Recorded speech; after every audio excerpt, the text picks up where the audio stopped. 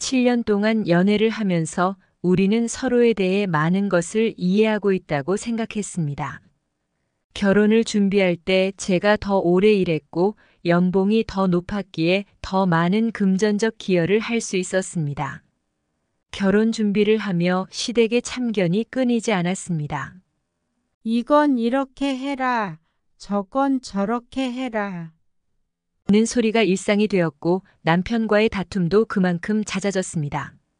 예를 들어 결혼식장과 신혼여행지, 혼수 준비에 이르기까지 시댁의 의견이 너무 강하게 반영되려 했고 이를 거부하거나 제 의견을 내세우면 남편은 양가 사이에서 갈팡질팡하는 모습만 보였습니다.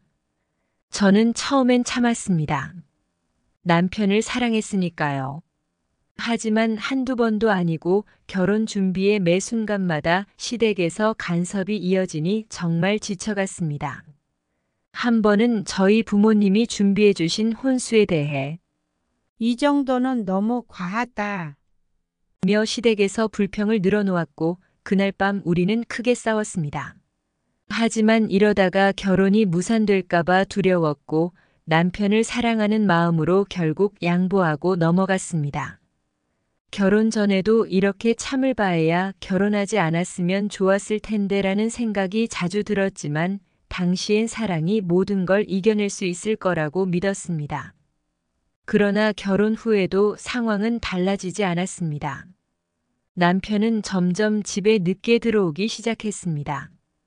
처음엔 친구들과 술을 마시거나 회사 회식이라고 핑계를 댔습니다.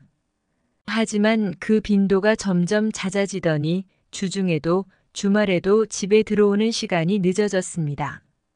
어느 날은 스크린 골프 친다는 말을 하더군요. 처음에는 그저 남자들끼리의 여가 생활이라고 이해하려고 했습니다. 하지만 어느 순간부터 제가 이상한 기운을 느끼기 시작했습니다. 제가 집에 있는 시간이 많아지면서 집안일도 자연스럽게 제 몫이 되어버렸습니다. 처음에는 저도 이해하려고 했습니다. 남편이 일하면서 스트레스를 풀 시간이 필요하겠다고 생각했습니다. 그런데 시간이 지날수록 불만이 쌓여갔습니다. 제가 결혼할 때 더 많은 돈을 냈고 연봉이 더 높으니 생활비도 더 많이 부담하고 있었습니다. 그런데도 남편은 집안일을 거의 하지 않았습니다. 남편의 생활 방식을 7년 동안 연애하면서 잘 알고 있었기에 처음부터 반반을 기대하진 않았습니다. 그러나 이렇게 아무것도 하지 않으니 화가 나는 건 어쩔 수 없었습니다. 결국 우리는 집안일을 각자 알아서 하는 방식으로 나누기로 했습니다. 그 순간 남편은 되려 저에게 큰 소리를 쳤습니다. 내가 돈 더 많이 벌고 혼수도 준비했으니 집안일도 내가 더 해야 하는 게 당연한 거 아니야? 라고 말했습니다. 그 말에 너무 충격을 받아 할 말을 잃었습니다. 그저 각자 알아서 하자는 말만 되풀이할 수밖에 없었습니다. 또 다른 문제는 시댁에서 자주 얼굴을 보자고 요구하는 것이었습니다.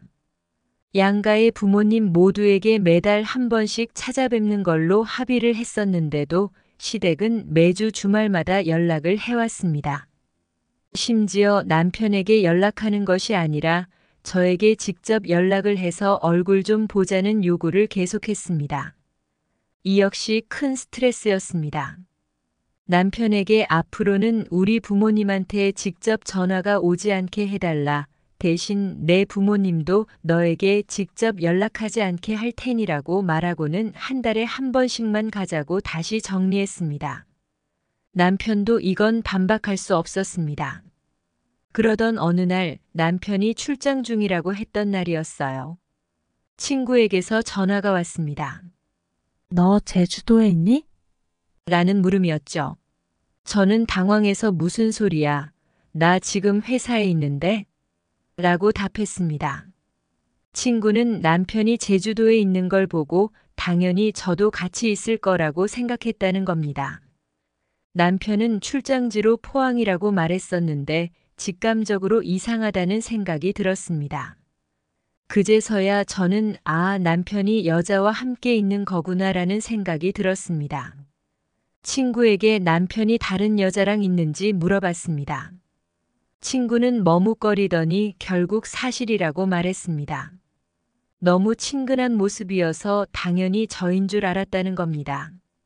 저는 너무 쪽팔렸지만 친구에게 부탁해서 그들의 사진을 찍어달라고 했습니다. 증거를 남기지 않으면 나중에 어떻게 대응해야 할지 몰랐으니까요. 며칠 후 사진을 받아봤는데 신혼부부처럼 다정한 모습으로 찍힌 남편과 다른 여자의 모습이었습니다. 그 사진을 보면서 결혼 생활이 모두 무너지는 느낌이 들었습니다. 출장에서 돌아온 남편에게 저는 이혼 서류만 던져놓고 집을 나왔습니다. 짐을 싸서 친정으로 갔죠.